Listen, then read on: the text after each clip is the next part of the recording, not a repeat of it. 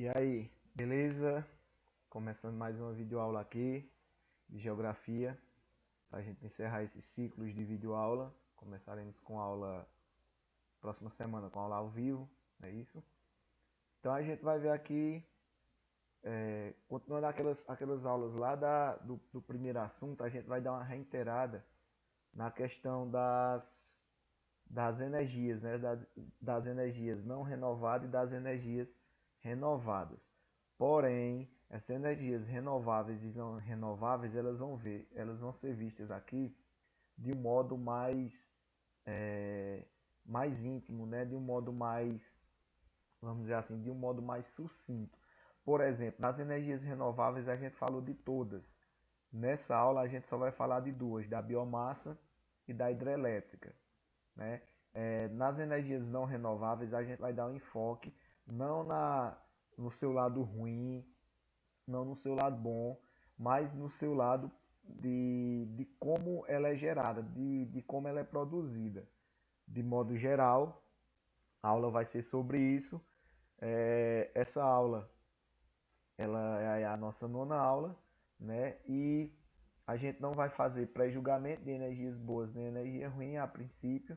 A gente só vai mostrar como é produzido e onde é produzido, onde é mais utilizado esses tipos de energia e até como surgiram esses tipos de energia, certo?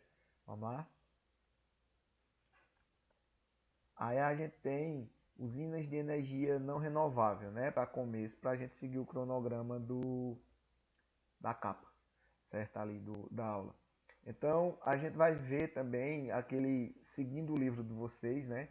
A gente vai ver os métodos clássicos desse tipo de energia, né? Então, aí começa o carvão mineral. Por que estudar primeiro o carvão mineral? Porque foi a primeira fonte de energia, certo? Criada para alimentar as máquinas lá na Revolução Industrial. O carvão mineral ele vai ter uma importância porque ele vai ser usado para gerar vapor pela queima dele, né? Então, a gente já viu o que é o carvão mineral, aqui não cabe discussão, porque a gente viu em outras aulas o que é. Mas eu só queria mostrar a vocês que a energia gerada do carvão mineral é energia termoelétrica, né? Ou termomecânica, como era na Revolução Industrial. Termo vem de quê? Falei lá na aula passada, que tudo que remete em geografia ao termo termo é temperatura, certo? Então, aí no caso do carvão vegetal não, mineral, desculpa, ele vai gerar esse vapor para que as máquinas fossem iniciadas. Por que não se utilizaram do carvão vegetal?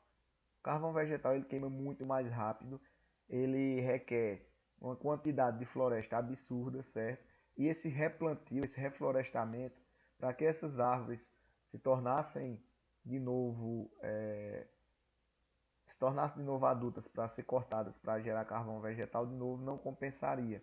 Então o carvão mineral, claro, o próprio nome já está dizendo, ele é um minério, ele é uma pedra, certo? Encontrado ou na superfície ou muitas vezes em minas terrestres, quando ele já é extraído todo da superfície.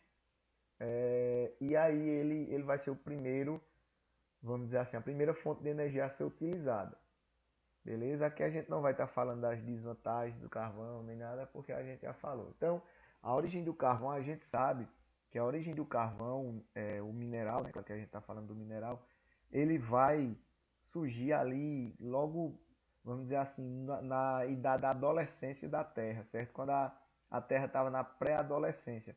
Então, é vantagem os países que estão localizados em continentes mais antigos, que não sofreram tanta alteração da deriva continental, ter em seu subsolo esse minério, certo? Essa fonte de energia. Então, aí, o que é que gera basicamente o carvão, né? É formado por meio da decomposição de matéria orgânica, ou seja, de restos de animais, de planta, de ossos de animais, certo?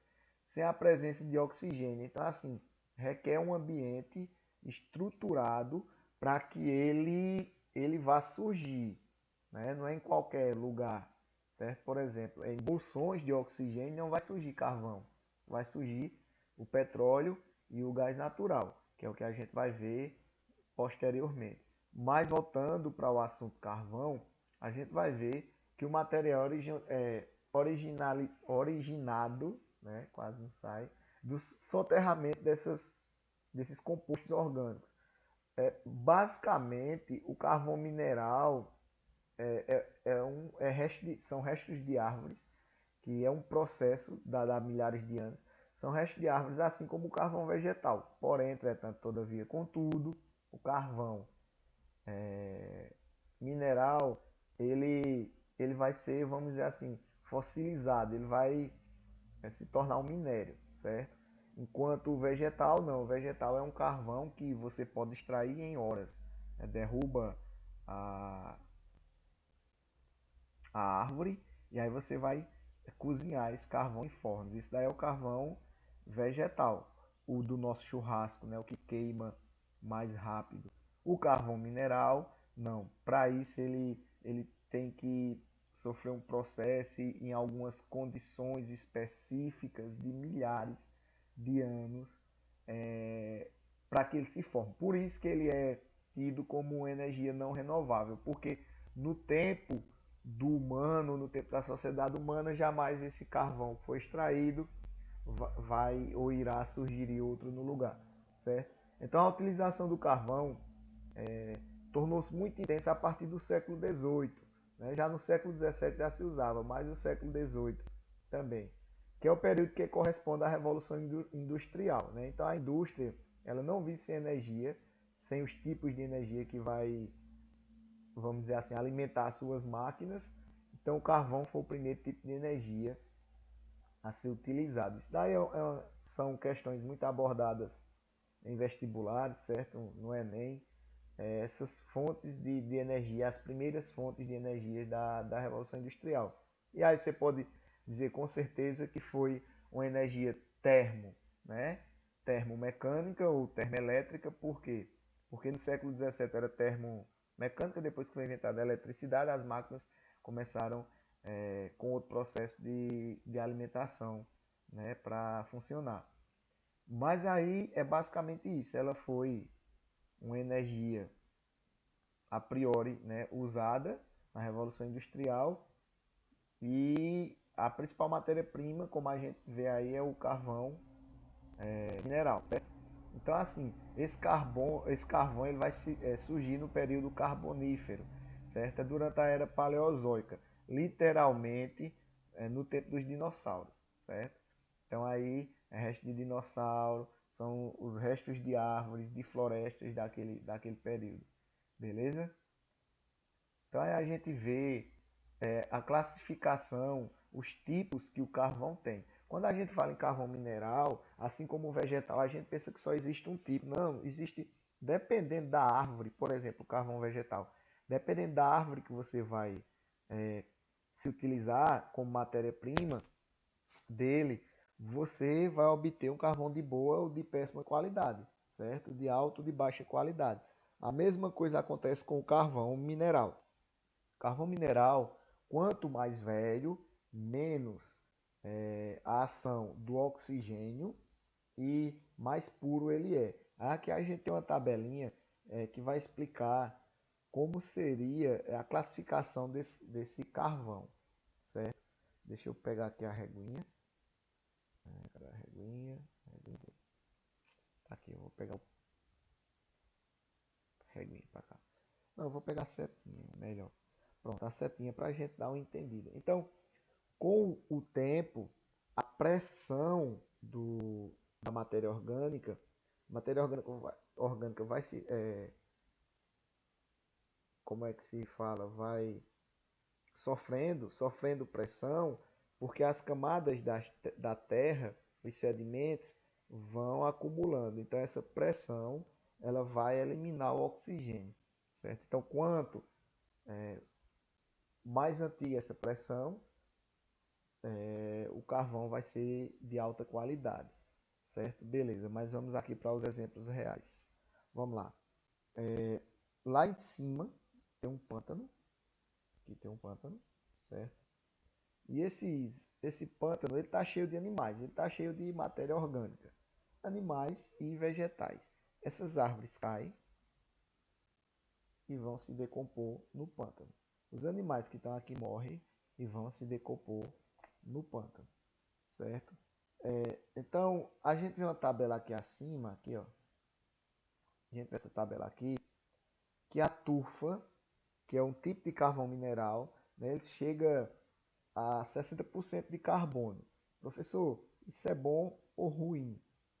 Vamos dizer assim, é o carvão mais fuleiro que tem, é o carvão mais paia que tem, né? É o carvão de baixa qualidade.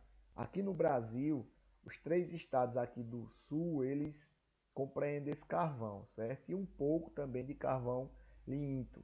Mas a gente vai se dedicar por enquanto à tufa. Bora lá. Então a tufa, para caráter de aprendizagem aqui da gente, é o carvão que tem menor aproveitamento, certo? É o que queima mais rápido. Por quê? Porque nas suas partículas ele tem poucas moléculas de carbono. Então, é um carvão que vai ter baixa qualidade porque ele vai se desgastar rapidamente, ele vai queimar rápido. A indústria aqui do Brasil se utiliza, porém a indústria da Europa, por exemplo, ela vai se utilizar de um carvão melhor, certo? Esses tipos de carvão, ele vai sempre ser classificado, esses tipos de carvão aí, eles vão ser sempre classificados pela a quantidade, a porcentagem de carbono, certo? Então aqui, se a gente for analisar o gráfico, voltando para o pântano, o animal morreu. A partir do momento que esse pântano ele sofre a pressão, a partir do momento que esse pântano ele é compactado, né? Vai chegando mais terra em cima e essa pressão ela vai eliminando o oxigênio, consequentemente eliminando os gases e deixando essa matéria orgânica mais pura, certo? E vai se formar aí só carbono e nesse carbono vai ser o carvão. Mas vamos lá para os intermediários. Então vamos ter aí a tufa como a classe D, se a gente for classificar por letras alfabéticas, certo? Então aí seria a tufa, a classe D, que é o carvão que é produzido aqui em Santa Catarina, no Rio Grande do Sul e no Paraná. Tem bem pouquinho em São Paulo, mas os estados do sul é que são mais detentores desse minério, certo? Dessa fonte de energia. E aí a classe C seria o lignito, certo? Que tem 70%.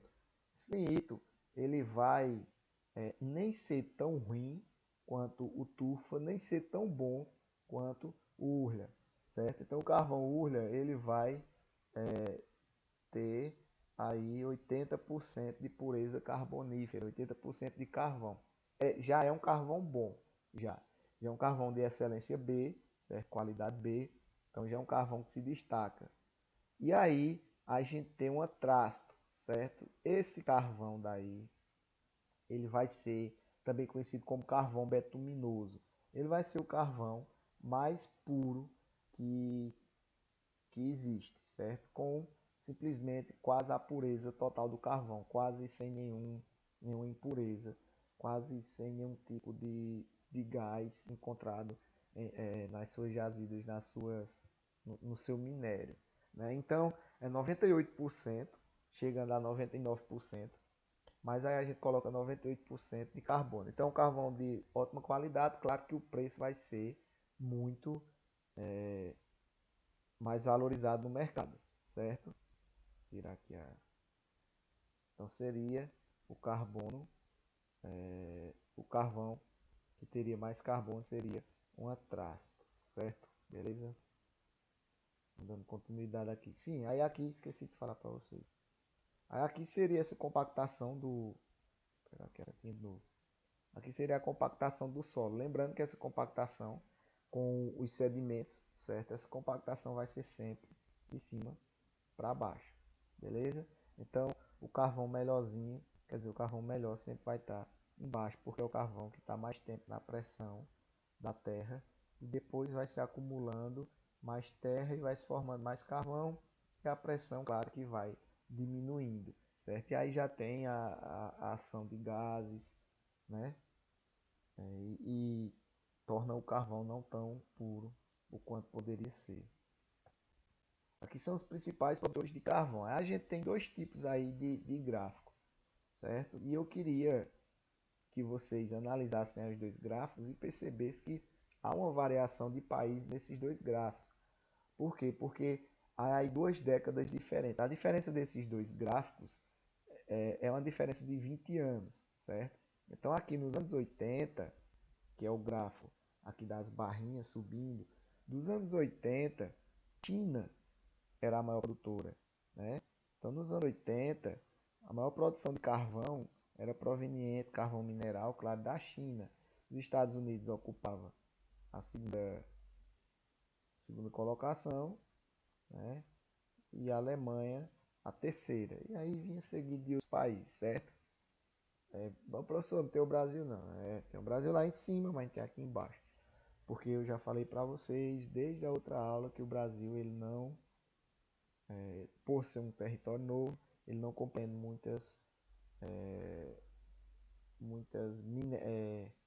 vamos dizer assim, muitas minas de carvão, certo? É, é complicado a gente falar minas porque nem sempre o carvão é achado em minas, é encontrado em minas, no subsolo. Mas já é outro questionamento aí que não cabe aqui. Essa aula já foi explicado lá na aula passada, na aula sobre recursos não renováveis, né? A primeira aula, se eu não me engano. Voltando aqui para esse gráfico de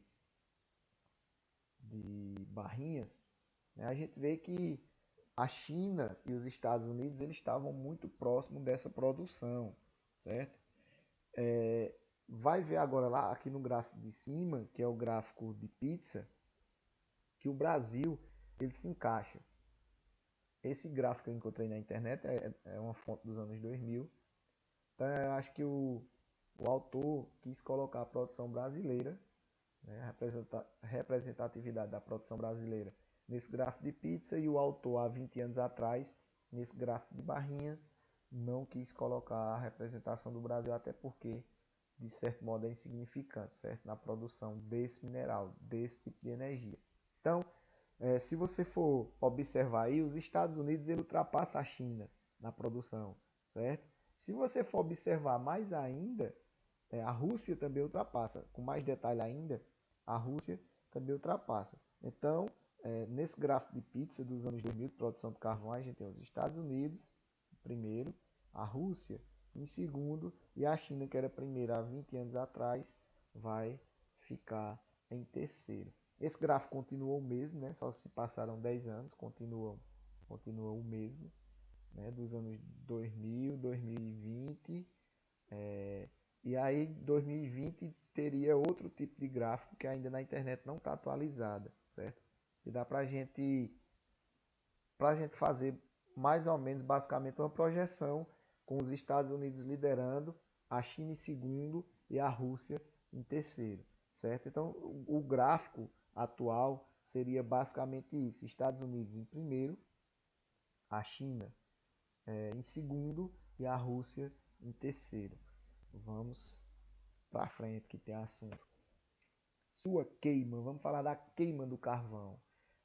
Aí você vê a diferença na imagem de cima, dá para você notar aí a diferença do carvão vegetal para o carvão mineral. Por exemplo, no carvão vegetal, se você pegar um pedaço de carvão e jogar na cabeça de seu irmão, um carvão de churrasco, vai doer, vai, mas ele vai ficar acordado e consciente.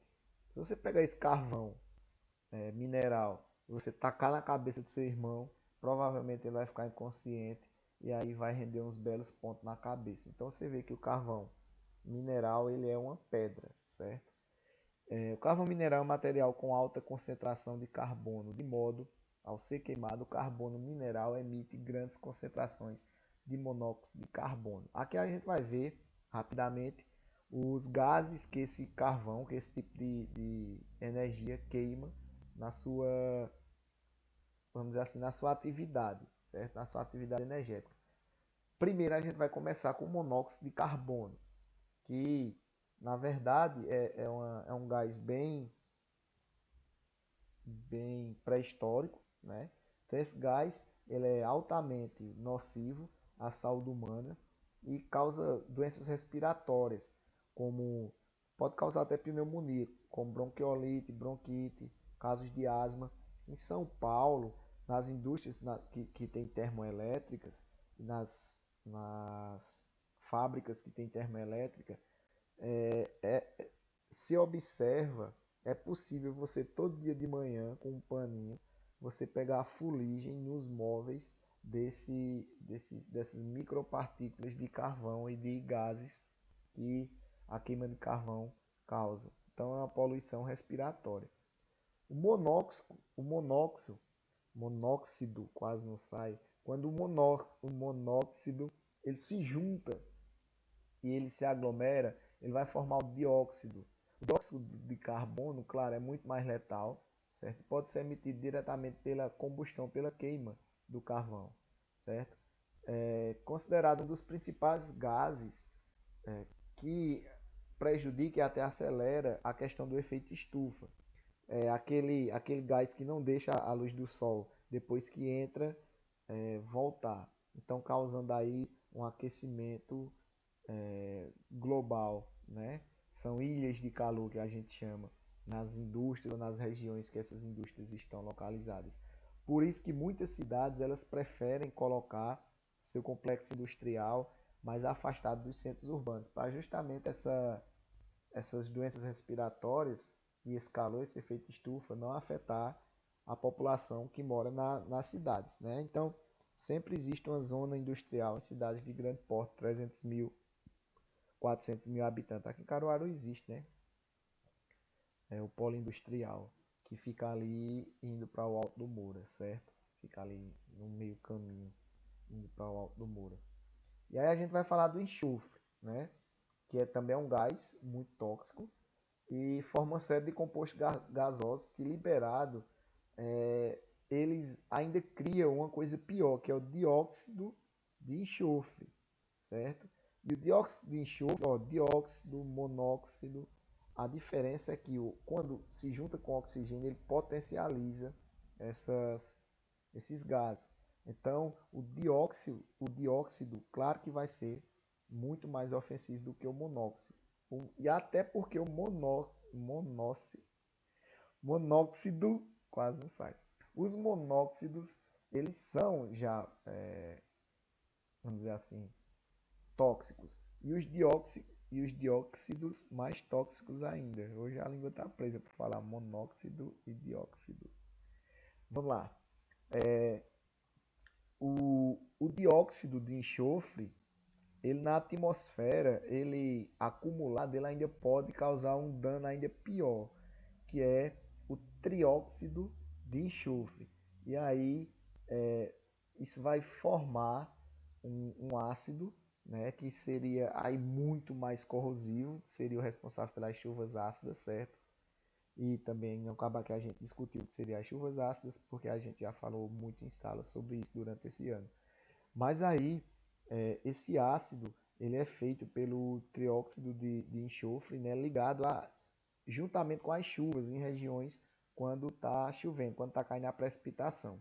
E aí ele formará vamos dizer assim, um big gás tóxico, que é o sulfúrico, né? O ácido sulfúrico. Esse ácido sulfúrico ele vai ser composto por essas camadas aqui que a gente está vendo deixa eu pegar aqui, por essas camadas aqui que a gente está vendo de química, certo? De elementos químicos, hidrogênio, duas de hidrogênio, né? O enxofre, eu acho que esse é o elemento do enxofre e 4 moléculas de oxigênio. Então vai dar aí uma potencialização, né? E aí a gente também tem o nitrogênio que é liberado, o dióxido de nitrogênio, né, que ele também vai formar o ácido sulfúrico e também vai estar presente na chuva ácida. Ou seja, essa queima de carvão em larga escala, ela vai acarretar em vários problemas, não só ambientais, como também de saúde para o ser humano. E até para a economia também não é muito interessante usar esse tipo de energia, não. E aí a gente vai ver a diferença dos carvões e como eles são usados, certo? Carvão vegetal, né? A gente já viu mineral, carvão vegetal geralmente não serve de energia porque não compensa, mas ele é utilizado, também ele é feito de carbono, né? Só que um carbono muito mais novo e obtido pela queima em fornos de matéria vegetal recente, certo? Carvão vegetal é frequentemente empregado em processos industriais, né? Ele não é obtido para fonte de energia elétrica, mas ele, por exemplo, tem aí alguns tratamentos de medicina alternativa que ele vai servir para limpar, para desintoxicar as impurezas. E também para o nosso bom famoso churrasco, né? Aí a gente utiliza do carvão vegetal.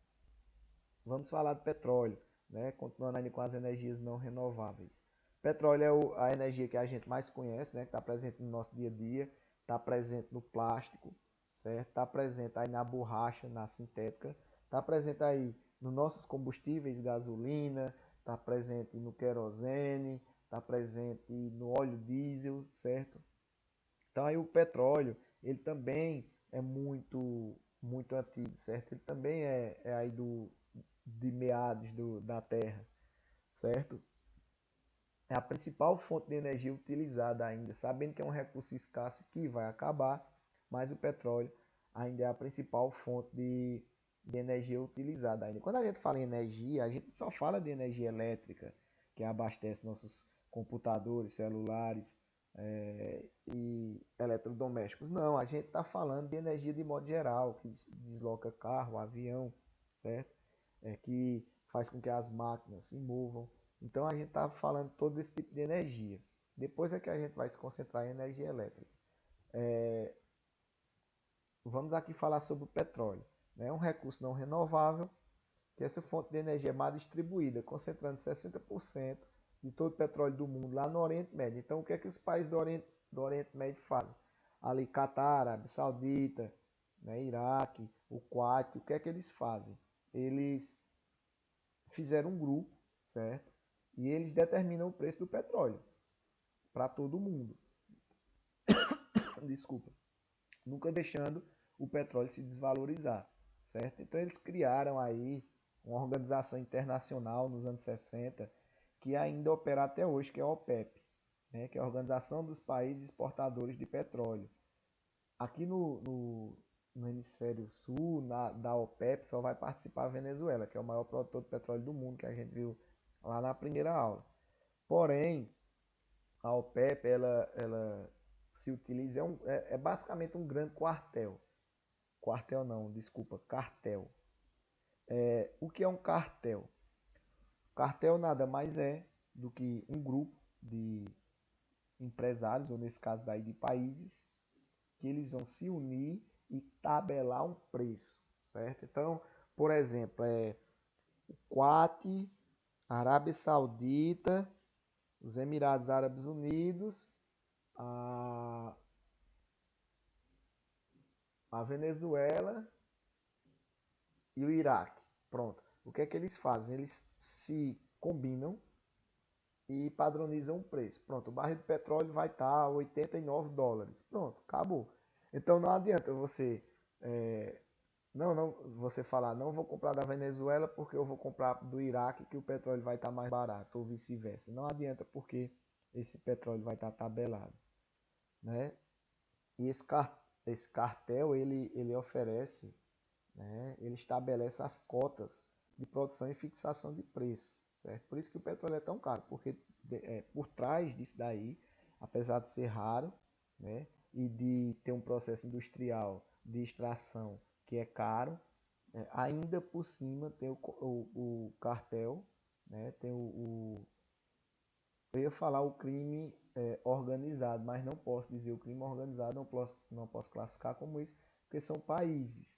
Então, assim, e é oficialmente aceito, certo? Pelo mundo. Então, a OPEP, ela é uma organização que ela vai estabelecer o preço do petróleo. Segundo a OPEP, eles existem, eles criaram esse grupo para que nenhum país produtor de petróleo ele quisesse levar vantagem aumentando esse preço do petróleo exacerbadamente. Mas ace- a- acerbado já é o preço com essa galera aí, todo mundo junto, né? Então, associados, vamos dizer assim. Então, a OPEP ela é um órgão, né, para terminar aqui o resumo sobre o assunto, que ele vai regulamentar o preço do petróleo mundial. E aí, a gente vê, basicamente a gente vai ver nesses dois últimos slides como é que o petróleo ele vai ser produzido. A gente viu lá na aula passada como ele é extraído, vai ver como ele é produzido, distribuído, certo? Aí a gente tem um esquema aqui que é fácil de entender, né? Lá embaixo tem o petróleo cru, ele vai ser refinado, vai ser feito asfalto, vai ser feito óleo combustível, óleo lubrificante, né? Vai para gasolina, enfim, é utilizado do jeito que a gente conhece, para a indústria do plástico e tudo mais. Então, a palavra petróleo é interessante a gente pegar essa questão epistemológica da palavra, a gente vai ver que a palavra petróleo nada mais é do que a pedra com óleo, né? Então, assim, é no sentido literal mesmo a pedra que o óleo nasce, né? Da onde o óleo veio. Então, nas sociedades antigas, o petróleo ele era utilizado geralmente para aquela parte das invasões, onde vinham os inimigos e eles queimavam o petróleo, o piche, e jogavam nas flechas dos castelos quando os inimigos vinham invadir, eles queimavam vivo. Ou eles cobriam com bola e lançavam em catapultas, né, esse petróleo quente, esse piche quente, para os inimigos. Na Idade Moderna é usado como combustível e motivo de muitas guerras. Aqui a gente tem um esquema de como o petróleo ele é extraído, de como o petróleo ele é refinado, de como o petróleo ele é distribuído e de como o petróleo ele vai ser consumido, certo? A gente pegando aqui esse esqueminha aqui de cima, cadê? De cima, cima, de cima, de cima. Pegando esse esqueminha aqui de cima, o petróleo ele vai passar por várias transformações e o processo dele é caro, né? Essas transformações dele é caro para transformar um petróleo em plástico, para transformar um petróleo em gasolina, em querosene, é caro. Os processos mais baratos do petróleo são, respectivamente, o piche, né, que é para fazer asfalto, e o óleo diesel, certo, de caminhão. Então o petróleo, ele vai pegar aqui a canetinha, o petróleo ele vai ser extraído, né? Aqui no Brasil, geralmente, a gente se utiliza dessas plataformas, certo?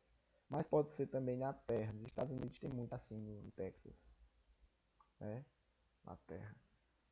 Depois disso daí, ele vai para a refinaria, para refinar o óleo grosso, para tirar as impurezas.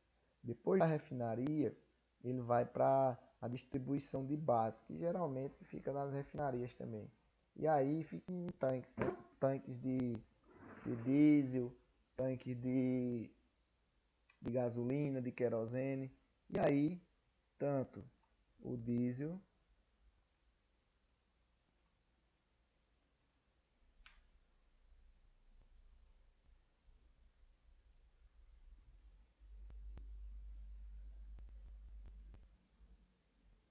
tanto o diesel quanto a gasolina ou querosene, certo? Ele vai ele vai ser distribuído, beleza? Então, distribuído para onde? Ah, professor, claro, para os postos de combustíveis. Não, nem tanto só para para os postos de combustível. Tem outros postos também que podem absorver essa produção. Claro que o mais conhecido da gente são os postos de combustíveis, certo?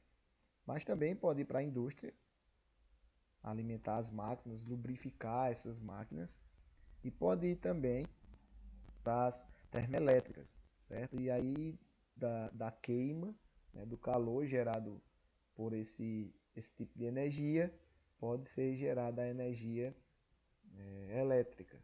É uma energia cara, energia que não é viável, né? Mas para países que não têm o recurso de um recurso hídrico bom, muitas vezes eles recorrem ao petróleo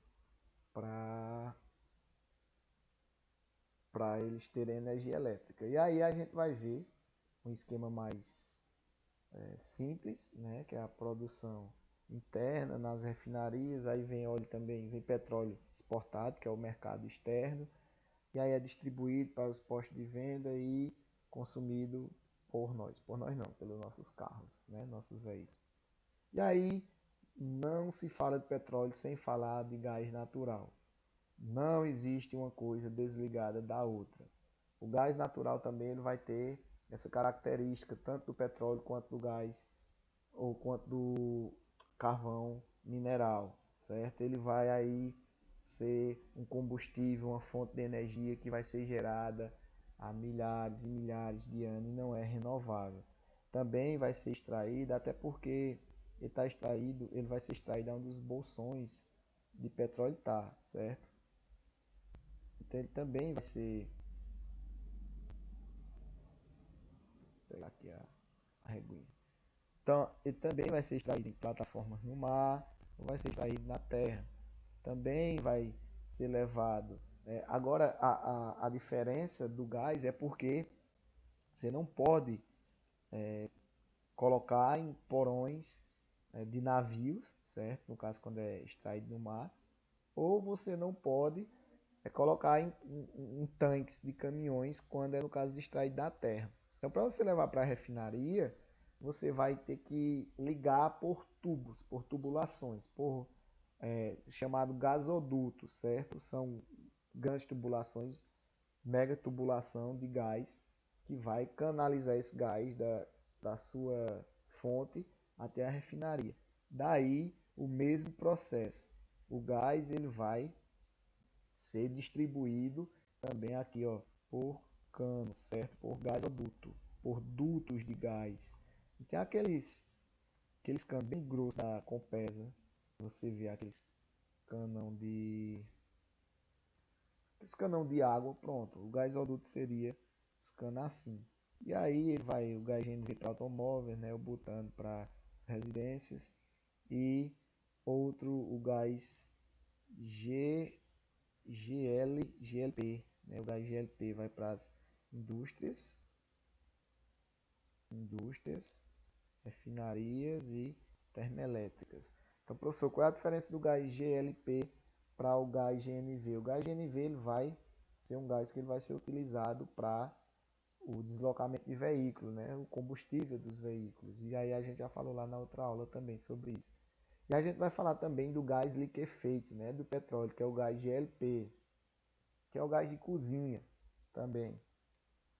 Que pode ser o gás butano ou pode ser outra variação de gás que pode alimentar a indústria. A gente vai falar da nossa última fonte de energia não renovável, que é a energia nuclear, certo? A energia nuclear, ela é tipo PWR, né, que é o reator de água pressurizada. Bora para o que interessa. A gente vai pegar aqui algumas curiosidades, certo? A gente vai pegar aqui esse parágrafo, cadê? Deixa eu pegar aqui. Vai pegar aqui esse parágrafo, desse parágrafo para baixo, certo? E a gente vai ver que para produzir energia, ela vai ter uma temperatura lá no reator que atinge 320 graus Celsius. Né? Muito quente, muita pressão. A água do resfriamento desse circuito primário é mantida a uma pressão de 157 vezes maior a pressão atmosférica, ou seja, a pressão normal do nosso planeta, a pressão da nossa atmosfera. Os reatores de fissão nuclear para uso comercial em usinas nucleares foram introduzidos na segunda metade da década de 1950, ou seja, posteriormente à Segunda Guerra Mundial, certo? A gente viu que a tecnologia nuclear, ela a princípio foi utilizada para criar bombas.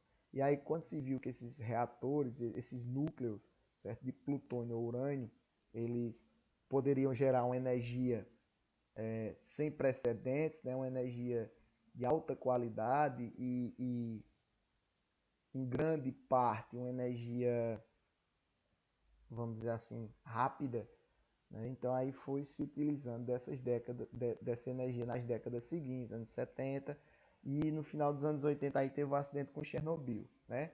E aí foi repensada essa segurança e a utilização desse tipo de energia. A gente vai ver o gerador, de como é gerada essa energia, o gerador a vapor, certo?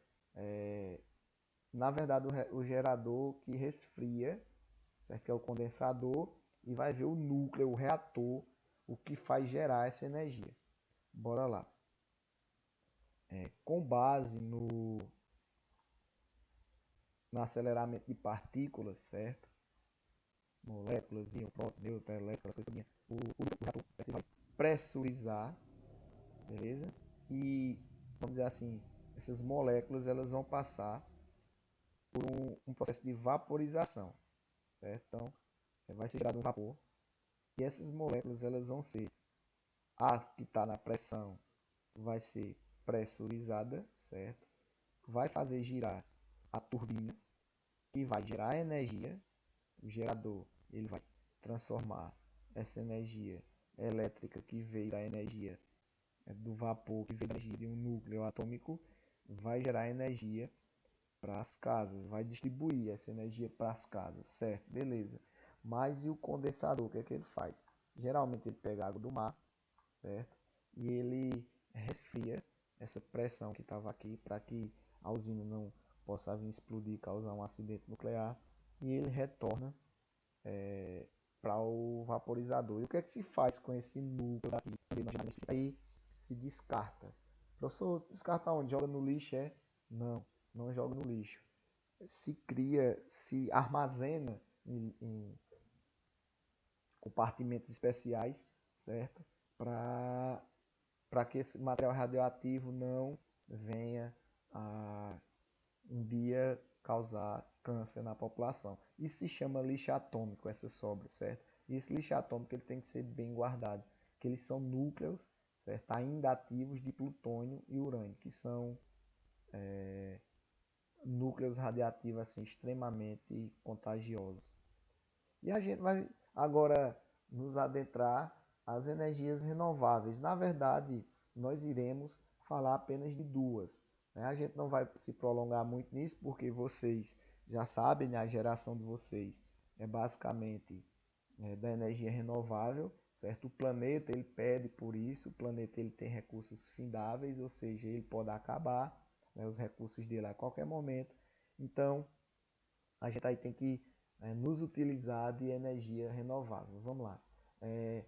Além das energias que a gente vai estudar, que seria a energia da biomassa e a geração da energia hidrelétrica, certo? Da energia hídrica, que é com a água, a gente vai estudar, quer dizer, na verdade a gente já estudou a energia solar, a energia eólica, maremotriz, então a gente vai perceber que existem outros tipos de energia, só que a gente aqui vai se adentrar a dois tipos de energia. A gente vai se deter a energia da biomassa e a energia hídrica, a energia das águas, certo? Então, os recursos mais utilizados pelos seres humanos até então, até a terceira parte da Revolução Industrial, foram de energias não renováveis. E agora, energias sujas, né? Chamada energias sujas. E agora a gente vai se utilizar das energias renováveis.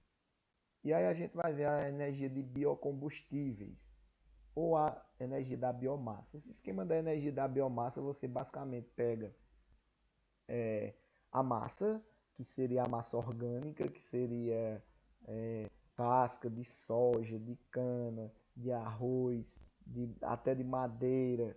Né? Então você pega essa casca e você vai ter uma fermentação, aí no caso da cana, para gerar etanol, uma produtividade de açúcar, e o que sobra você vai descartar. Então, no caso de descartar, a esse descarte ele vai ser gerado tanto o combustível etanol, quanto nas termoelétricas para ser gerada energia elétrica, certo? E a gente tem um esquemazinho aqui da cana-de-açúcar e tem da soja também. A soja vai, a princípio, né, se fazer o farelo de soja para alimentar o gado, depois vai se criar o biodiesel. Então a gente vê que o álcool etanol ele é proveniente da cana-de-açúcar, certo? A cana-de-açúcar ela não vai gerar o biodiesel, ela vai gerar único e exclusivamente o álcool etanol, que é o álcool de posto de gasolina, é o álcool que se abastece o carro. E esse álcool também esse álcool caseiro, né, que se utiliza para fazer limpeza na casa, churrasco, essas coisas, o fogo do churrasco. E até um álcool que está em evidência, né, que é o álcool em gel, e o álcool 70 também, que é um álcool muito utilizado na questão da saúde, na área da saúde. Então aí esses produtos irão ser provenientes da cana-de-açúcar, que também pode gerar energia de biomassa, sua casca, né, queimada. E também a soja, se a gente for analisar, a gente vai ver que a soja, além do farelo de soja, além de proteína de soja para o ser humano consumir, né, além de farelo de soja para o gado consumir, eles também fazem um tipo de energia que é o biodiesel, certo? E também pode ser queimado em, em fornos, né? E gerar a indústria elétrica também, essas cascas de soja. Então, aí é uma energia renovável, certo? É energia de biomassa renovável, é energia barata, porque você vai trabalhar basicamente com o resto, com o rejeito, com o que ia para o lixo, né? Com que matéria orgânica, mas ia para o lixo, não ia ser aproveitado, então é um reaproveitamento, certo? E também tem na questão social, né, que ela gera emprego, porque tendo em vista como cana-de-açúcar, soja, arroz, tudo isso é do meio rural, então vai gerar uma renda extra e até, vamos dizer assim, um trabalho, né, um trabalho fixo para o camponês, uma qualificação, por exemplo, ele pode trabalhar na indústria dessa de biomassa.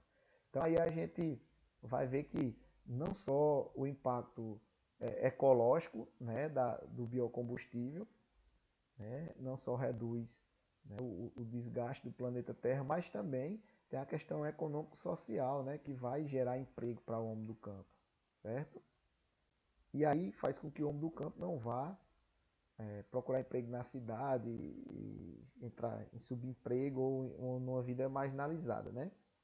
E aí, por fim, a gente tem a energia hidrelétrica, que é a energia mais utilizada no Brasil, a energia que está nas nossas casas. É graças a essa energia que você está me escutando, que eu estou gravando essa videoaula, né?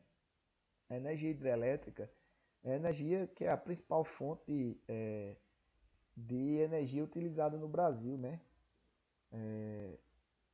Vamos dizer assim, a energia elétrica, ela é a mãe das energias que atuam no Brasil, beleza?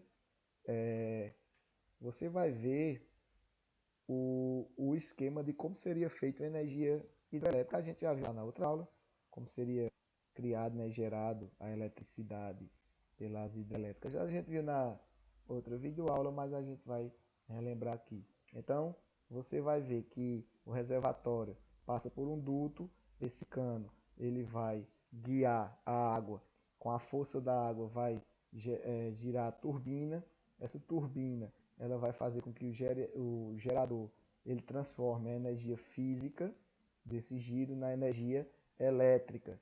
E essa energia elétrica ela vai ser distribuída para as casas e, consequentemente, a água que passou por essa turbina vai voltar para o rio. É simples, é energia quase pura, né? Tem alguns aspectos aí ambientais, né, que não vai ser nosso objetivo de estudo, mas assim, resumindo, vão ser afetadas comunidades ribeirinhas, né, que vão ter que sair das suas moradias, né, que tudo isso daí vai ser alagado para criar um grande lago, certo? E também alguns impactos aí com os animais que a gente já viu em outras aulas passadas. E para encerrar nossa aula, a gente vai ver aqui que o esquema de distribuição que existe, um esquema de distribuição de energia elétrica, mesmo ela sendo eólica, mesmo ela sendo termoelétrica, hidrelétrica ou solar. Então, independente do formato que vai se gerar energia, certo? Independente do formato que vai se gerar energia, há esse ciclo de transmissão e reprodução. Eu acredito que vocês já viram uma subestação de energia, que é cheia de postes, geradores, que aí eles vão fornecer energia para nossas casas e cada casa, cada bairro tem uma rede. Inclusive o bairro daqui é novo e a rede cai muito, né? A rede, vez ou outra, falta energia aí. E a energia, aqui a gente tem um esquema em pizza, um gráfico em pizza, das energias utilizadas no mundo, né? E, e principalmente no Brasil, a gente vai ter até 2007. O Brasil se utiliza desse leque aí de energia, certo? Esse leque poderia ser até mudado, mas a maioria das energias que o Brasil se utiliza ainda, infelizmente, de energia não renovável. Então, precisamos urgentemente nos utilizar de energia renovável.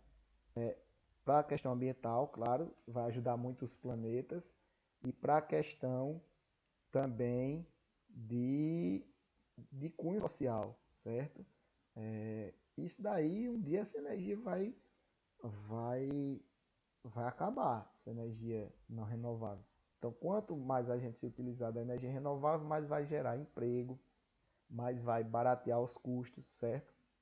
Então, com isso a gente encerra a nossa aula e até a próxima. Tchau, valeu.